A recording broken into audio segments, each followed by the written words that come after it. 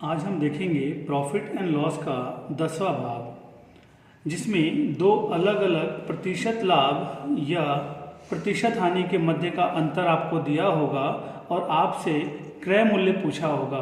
तो ऐसे प्रश्नों में जिनमें दो अलग अलग प्रतिशत लाभ या हानि प्रतिशत हानि दे रखा हो और उनके मध्य का अंतर भी दे रखा हो, तो कैसे क्रय मूल्य निकालते हैं वो आज हम सीखेंगे।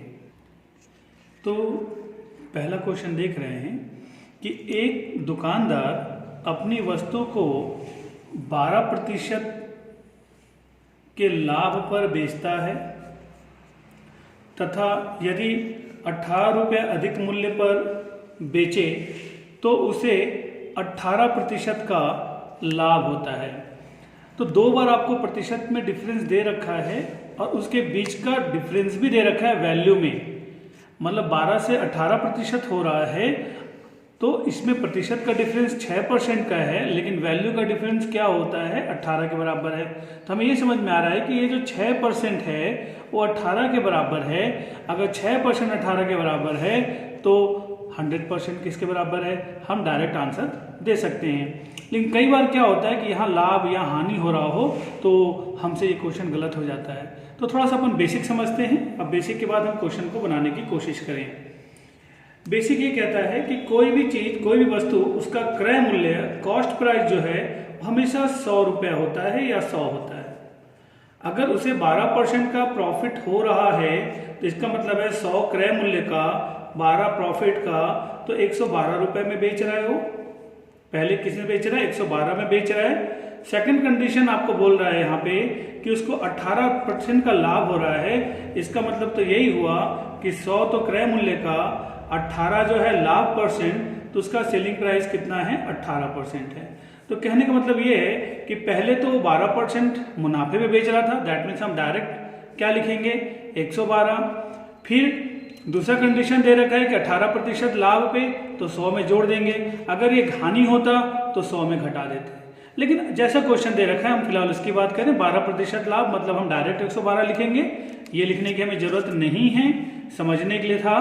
और 18% लाभ बोलने का मतलब हम ये समझ लिखेंगे।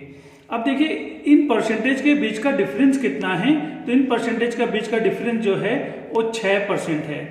किसका 6% है, तो हमने हमारा जो बेस होता है वो हमेशा कॉस्ट प्राइस होता है। एक चीज हमेशा याद रखिएगा, चाहे प्रॉफिट हो या लॉस हो, ये प्रॉफिट या लॉस दोनों का कैलकुलेशन हमेशा हम कॉस्ट प्राइस पे ही करते हैं, क्योंकि कॉस्ट प्राइस जो होता है ये हमारा इन्वेस्टमेंट अमाउंट होता है। इसी कारण हम कॉस्ट प्राइस को ही 100 लेते हैं और उसके बाद प्रॉफिट लॉस सभी हम कॉस्ट प्राइस पे कंपेयर करते हैं। तो ये जो डिफरेंस आ रहा है वो किस पे आ रहा है, कॉस्ट प्राइस का। कॉस्ट प्राइस का 6% किसके बराबर है, अमाउंट में दे रखा है आपको, किसके बराबर है, ये 18 रुपए के बराबर है।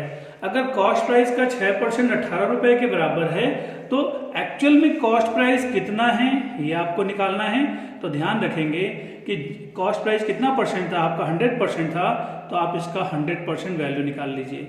देखिए ये जो लाइन होता है आपका काम आसान करता है। छोटी क्लासों में आपने ऐसा पढ़ा होगा, 6% x का बराबर 18, तो आपने यहाँ पे इसको डिवाइड किया होगा परसेंटेज को, और फिर इसके बाद इस 100 को यहाँ लाके मल्टीप्लाई किया होगा। तो कहीं ना कहीं आपका 2-3 लाइन लगा होगा। अगर हम स्कूल में होते तो शायद हम यही करते, लेकिन हम कंपटीशन में हैं, एक एक लाइन का समय है, एक एक लाइन लिखने में हमारा जो समय बर्बाद होगा हमें बचाने की कोशिश करनी है। तो हमेशा जब भी याद रखिएगा कि कोई भी वैल्यू निकालना होता है तो इसका 100%, तो हम क्या करें, इधर भी 100 से मल्टीप्लाई कर दें तो हमारा कैलकुलेशन आसान हो जाएगा। तो 6% कॉस्ट प्राइस है, किसके बराबर है, 18 के बराबर है। तो 100% की वैल्यू किसके बराबर होगी, कैलकुलेट कर लीजिए, 6 12 6 18। अब यहाँ पे 3 और ये 100 से मल्टीप्लाई होगा, आपका आंसर आ जाएगा 300। तो इस प्रश्न का जो आंसर है वो कितना है, 300। एक बार और आप ध्यान से देखिए क्वेश्चन को। क्वेश्चन में क्या बोला था, 12% का लाभ 112% में बेच रहा होगा, 18% लाभ मतलब 118 में बेच रहा है। तो ये कहता है कि 12% का लाभ पर बेचता, यदि 18 रुपये अधिक में बेचता तो उसे 18% का लाभ होता। मतलब डिफरेंस दोनों का किसके बराबर है, 18 के बराबर है। तो यहाँ पे जो 6% का डिफरेंस आ रहा है वो 6% किसके बराबर है, 18 के बराबर है। 1% किसके बराबर हो जाएगा, 3 के बराबर हो जाएगा। अगर 1% 3 के बराबर है तो 100% किसके बराबर हो जाएगा, तो 300 के बराबर हो जाएगा। अगर थोड़ी सी कोशिश करेंगे तो आपको फॉर्मूले की जरूरत नहीं पड़ेगी। तो बेसिकली आप ध्यान रखिएगा कि इस बार अगर प्रॉफिट होगा तो आप 100 में जोड़ करके सेलिंग प्राइस की बात करेंगे, अगर लॉस होगा तो 100 में घटा के सेलिंग प्राइस की बात करेंगे। इसे और अच्छे से हम अगले क्वेश्चन में समझते हैं। अगला क्वेश्चन है हमारा, एक दुकानदार अपने वस्तु को 15% के लाभ पर बेचता है। मतलब हम क्या लिखेंगे, 115।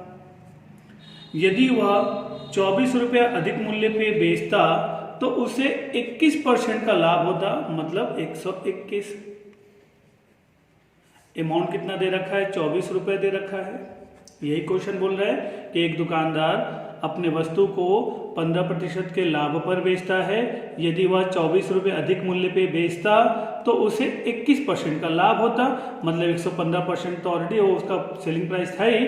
अगर 24 रुपये अधिक में बेचे तो सेलिंग प्राइस कितना हो जाएगा, 121% हो जाएगा। इसका मतलब है परसेंटेज कितना बढ़ रहा है, 6% बढ़ रहा है। किसका, कॉस्ट प्राइस का। अगर क्रय मूल्य का 6%, वैल्यू में कितने का डिफरेंस है, 24 का डिफरेंस है। अगर क्रय मूल्य का 6% 24 के बराबर है तो क्रय मूल्य, मतलब मैंने आपको पिछले क्वेश्चन बताया था कि क्रय मूल्य हमेशा कितना परसेंट होता है, 100%। तो आपको 100% की वैल्यू निकालनी है। तो 6 के पाड़े से लेके चलेंगे तो 6 चौक 24 हो जाएगा। और इसका आंसर बिल्कुल सिंपल तरीके से अगर आप बनाते हैं तो इसका आंसर हो जाएगा सिर्फ और सिर्फ 400। बिल्कुल बेसिक था। 15% लाभ पे बेच रहा है। यदि वह 24 रुपये अधिक में बेचता, डिफरेंस दे रखा है आपको, तो उसे 21% का लाभ होता। यही क्वेश्चन था। तो क्रय मूल्य बताओ, क्रय मूल्य मतलब उसका एक्चुअल वैल्यू, 100% वैल्यू क्या है ये बताइए। तो देखिए परसेंटेज में डिफरेंस तो ये दे रखा है 6 का, वैल्यू में डिफरेंस 24 का दे रखा है। अगर 6% 24 के बराबर है तो 100% 400 के बराबर होगा।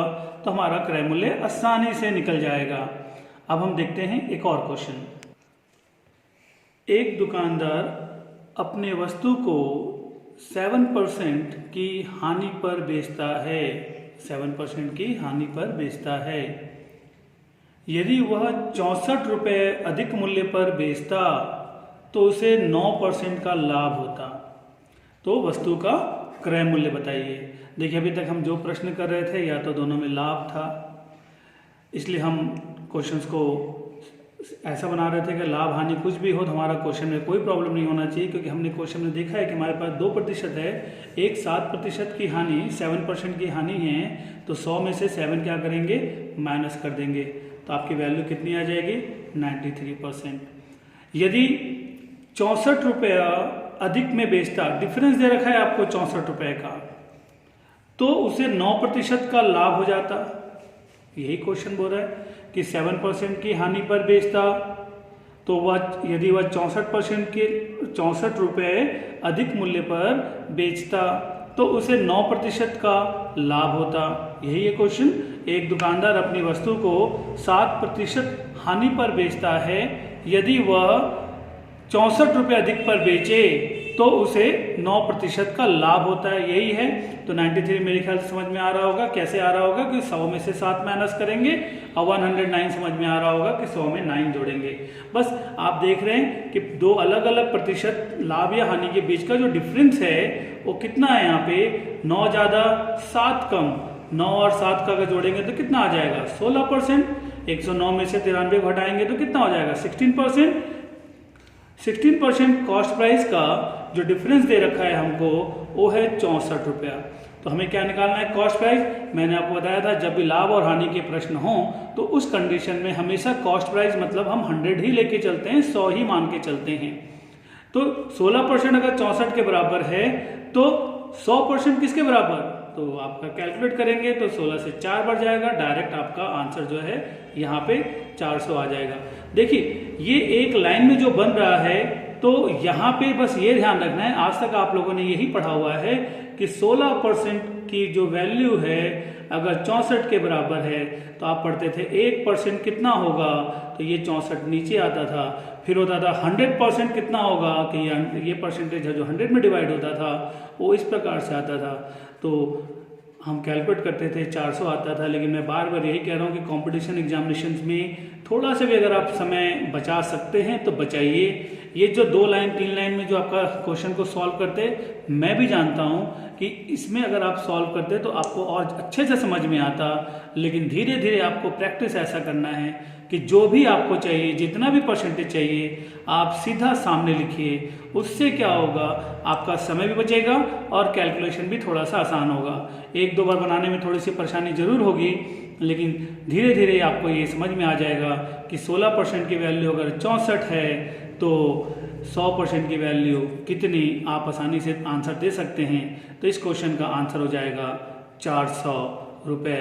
मतलब वस्तु का जो क्रय मूल्य है वो आपका 400 रुपये है।